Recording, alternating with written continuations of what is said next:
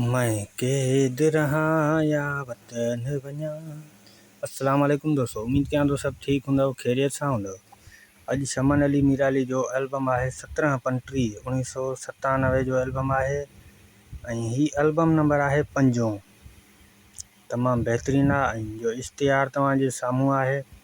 इश्तिहार में गॾु मुख़्तियार सीधी बि 2 एल्बम आहिनि, हिकिड़ो थर प्रोडक्शन जो आहे मुख़्तियार जो, हिकिड़ो नाज़ प्रोडक्शन जो आहे। ऐं ही एल्बम तव्हांखे कीअं थो लॻे ऐं छा तव्हांजो ही एल्बम ॿुधलु आहे? ऐं जेकॾहिं अव्हांखे ही एल्बम खपनि था त मूंसां व्हाट्सअप ते ज़रूरु राब्तो कंदा, तव्हांखे इंशाअल्लाह ॿुधाईंदासीं। असल में हिननि जो ही कमु जेको मां इन करे शुरू कयो आहे त काफ़ी दोस्तनि खे ख़बर न हूंदी आहे त उस्ताद जा एल्बम अहिड़ा निकितल आहिनि या न आहिनि निकितल।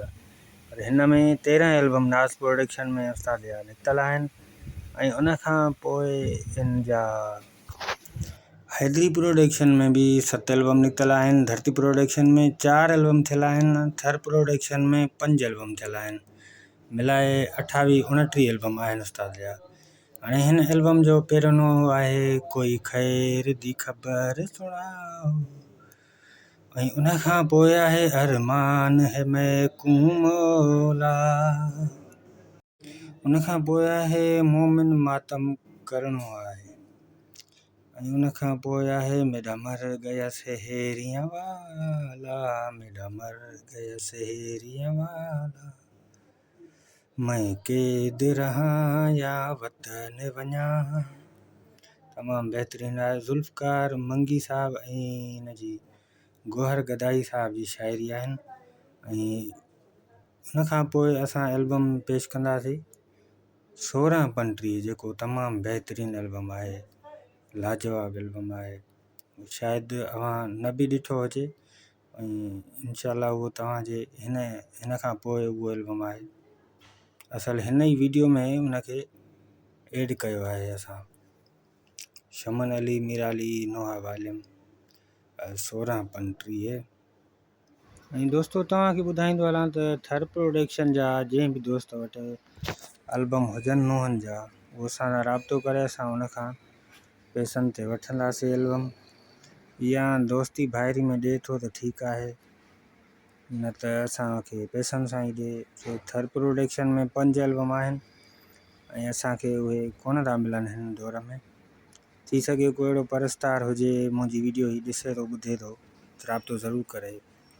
हाणे आहे एल्बम नंबर 6 16 पंटीह, नायाब एल्बम आहे, ज़बरदस्त एल्बम आहे। ही एल्बम 1997 जो आहे ऐं हिन एल्बम में हिननि टाइटल लिखियो आहे मासूमों का मातम, मतिलबु हिन में उर्दू आहे, उर्दू सिस्टम आहे ऐं मुमताज़ लकी जी रिकॉर्डिंग आहे। मुमताज़ लकी जेको धरती प्रोडक्शन जी रिकॉर्डिंग कंदो ख़ासि करे, पर हिननि पेशकश नाज़ प्रोडक्शन जी कई आहे ऐं रिकॉर्डिंग जेका कई आहे उहा मुमताज़ लकी। ऐं एल्बम काफ़ी माण्हुनि खे ख़बर न आहे हिननि एल्बमनि जी, काफ़ी माण्हू काफ़ी परस्तार बि थी रहिया आहिनि उस्ताद जा। ऐं हिन में हिकु नो ॿ चकर हिननि ॾिनो आहे, थी सघे इन दौर में 5 नोहा हिननि रिकॉर्ड कया हुजनि ऐं छो न मिली सघियो हुजे या का अहिड़ी शाइरी अवेलेबल न हुजे, थी सघे थो। पहिरियों नोहो जेको आहे उहो 2 चकर ॾिनो वियो आहे, लाजवाब आहे। ए कबर मेरे चांद को लोरी भी सुनाना, ए कबर मेरे चांद को लोरी भी सुनाना,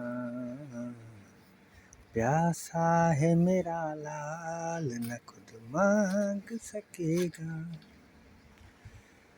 उठ सकीना मिल सजना को विदाए वतन भिराए। ॿियो आहे या अल्लाह परदेस अंदर मर गई है साइण सकीना।